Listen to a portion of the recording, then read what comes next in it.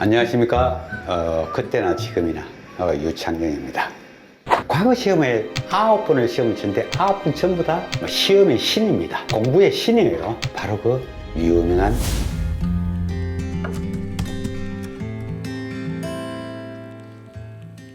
우리의 과거에 있어서 조선시대 때, 안 그러면 우리 역사상 과거 시험에 대해서 여러 가지 어떤 기록들이 있습니다. 어떤 기록들이 있는데 그 중에서 그러면 과거 시험에 장원급제를 가장 제일 많이 한 사람이 누굴까? 바로 그 유명한 이율곡 선생입니다. 이율곡 선생님은 그 소가에서부터 시작하고 대가까지 총 시험을 많이 쳤는데 9번을 시험을 쳤는데 9번 전부 다 장원을 했습니다. 그래서 구도장원공이다. 그래가지고 아주 조선시대에 아주 그 많은 9번 장원했다. 9번 장원했다. 소위 요새 말하면은 시험의 신입니다. 공부의 신이에요. 공신입니다. 공신. 그래서 이율곡은 거기에 대해서 아주 정말 유명했습니다. 누구나 다 구도장원공, 이율곡 선생이 지나가면 전부 다 구도장원공 이런 식으로 신라시대 때 독서 삼풍가에 대해서 얘기를 했습니다. 그에 대해서 또 하나의 스타가 나타납니다. 바로 그 누구냐? 최치원 선생입니다. 그럼 최치원 선생은 육두품이었습니다. 진골 선골이 아니었어요. 육두품인데 워낙 똑똑하고 또 앞으로 꿈도 있었고요. 그래서 도저히 신라에서는 독서 삼품가니 이런 거 가지고는 안 되겠다. 그래서 결국 12살 때 유학을 가게 됩니다. 근데 그 당시 최치원뿐만 아니라 신라에서 당나라로 유학을 가는데 당나라는 거의 1년에 한 200명씩 갔다고 그럽니다. 그 기록상을 보면요. 근데 그때 당나라는 아주 세계적인 아주 국제도시였습니다. 당나라의 장안은 지금의 서안, 시안이죠. 국제적인 도시였습니다. 거기서는 우리뿐만 아니라 일본, 베트남, 페르시아, 그다음에 저쪽에 아랍 쪽, 그다음에 서역 나라들 수십 나라가 거기 다 와서 같이 번성하는 그런 국제도시였습니다. 근데 당나라도 과거 시험이 있었지만 거기는 워낙 또 그리고 유학생들이 많으니까 유학생을 대상으로 하는 시험이 바로 빈공과입니다. 그 당시 우리 신라만 하더라도 중국에서 빈공과에 합격만 해도 굉장히 대우를 받았습니다. 그러니까 신라에서는 별로 신라 독서 삼품과는 별로 대접을 못 받더라도 중국에 가서 빈공과에 합격을 하면은 굉장히 대접을 받았다고 합니다. 근데 그때 12살 때 중국으로 건너가면서 자기 아버지가 혼자 아기를 보냈답니다. 12살짜리를. 자, 너 앞으로 10년, 이제 10년을 주겠다. 너 앞으로 가서 공부를 하고 10년 안에 너 과거 급제를 못하면 내 아들이라고 말하지 말라. 아주 비장한, 얘기를 하면서 갑니다. 근데 바로 최치원은 가서 6년 사이에 6년 공부해서 18살에 장원급제 빈공과에 장원급제를 하는 아주 그런 큰 전과를 올렸습니다.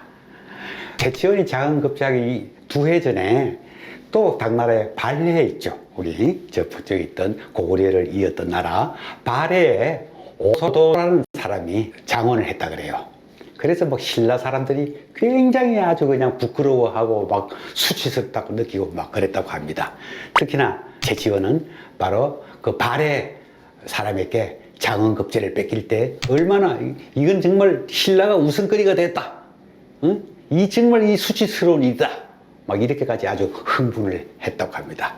물론 그 다음에 2년 후 최치원은 장원급제를 하면서 그 당시 당나라 교육부 장관에게 편지합니다.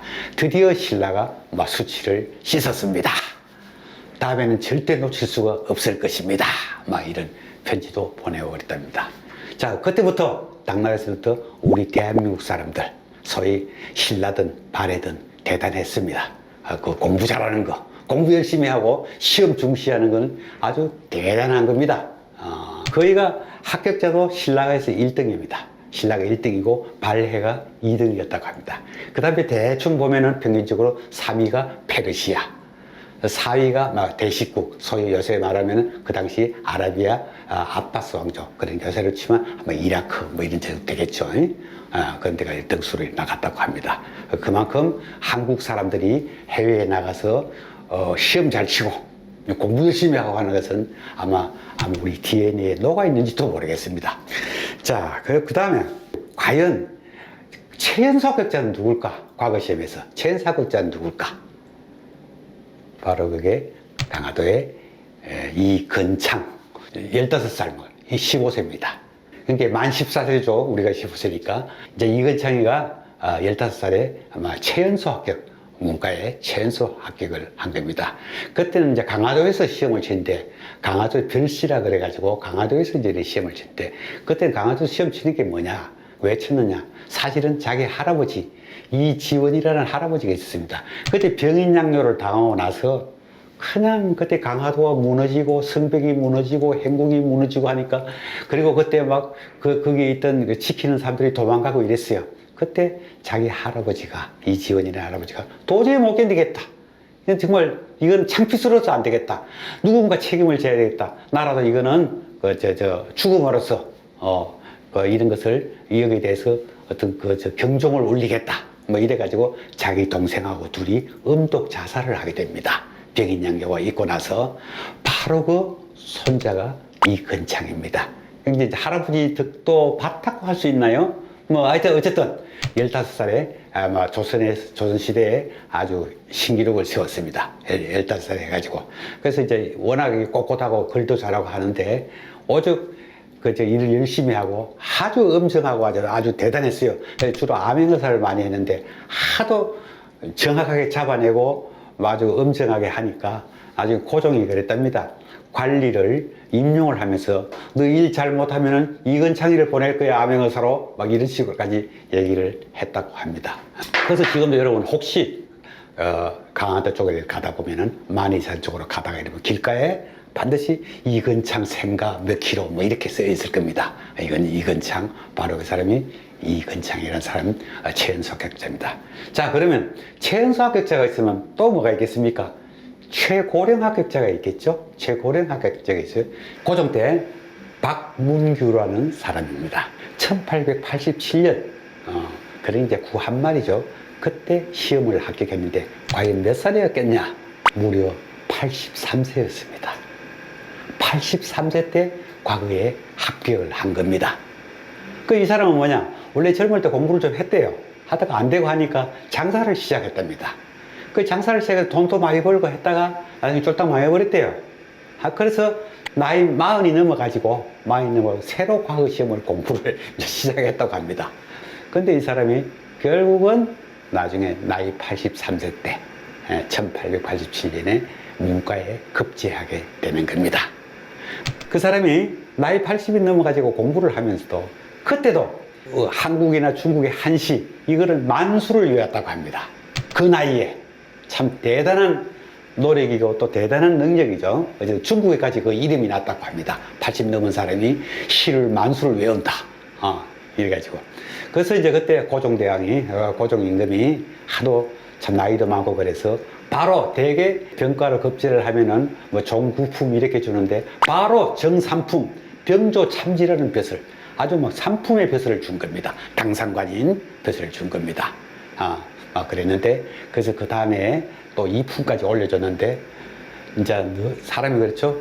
너무 평생의 꿈을 이루다 보면은 또 그런 게 있습니다. 빨리 죽었어요. 바로 그 다음에 과거 시험 합격하고 그 다음에 바로 죽었습니다. 바로 죽었어요. 잘못해 보면 허망하죠. 자, 그만큼 과거 시험은 평생을 공부해야 되는 겁니다. 아까 이율곡 선생님 얘기를 했지만 이율곡 선생님 사실은 20압이 시험이 됐습니다. 20압의 문과 급제를 했습니다. 그러니까 이건창이가 15살에 문과 급제하는 건 얼마나 대단한 일이라는 걸 알겠죠. 그래서 평균에 급제하는 나이가 30대 중반이라고 같습니다. 그래서 대개가 조선시대에는 아마 10대, 아니 5살, 6살, 서당 다닐 때부터 과거를 마음에 탁 두고 공부를 했으니까 대개 한 30년 공부를 해야 되는 것입니다. 그런데 그 문제는 항상 33명 합격자 뿐이었습니다. 그 다음에 관료 자리가 별로 없는 거예요. 일 시킬 게 없는 거예요. 일 시킬 게 없는 거예요. 항상 조선시대 관료 자리가 한 500자리 정도였다 합니다. 근데 그걸 원하는 사람들은 수십만, 수백만이 되니까 과거는 그만큼 또 어려워지고, 그러면서 자연스럽게 과거 시험에는 여러 가지 문제점이 생겨나고 부정한 방법이 생겨나게 됩니다. 자, 오늘은 여기서 마치기로 하겠습니다.